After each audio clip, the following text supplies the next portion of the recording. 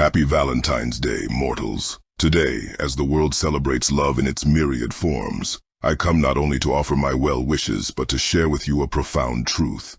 Love is a journey, a path fraught with both joy and sorrow, triumphs and challenges. It is a quest we all embark upon, seeking connection and companionship in a world often filled with chaos and uncertainty. But let us not forget, my friends, that love does not always come in the form of romantic entanglements. It can be found in the bond between friends, the support of family, and the kindness of strangers.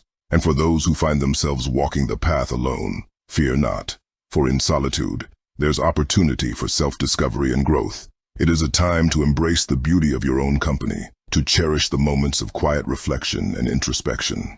Remember, my friends, it is okay not to find someone. True love begins within oneself, in accepting and loving who you are, flaws and all. So on this Valentine's Day, I urge you to embrace love in all its forms. Whether you walk the path alone or with others by your side, know that you are worthy of love and capable of great things. Happy Valentine's Day, mortals. May your hearts be filled with love and your spirits guided by the light of truth.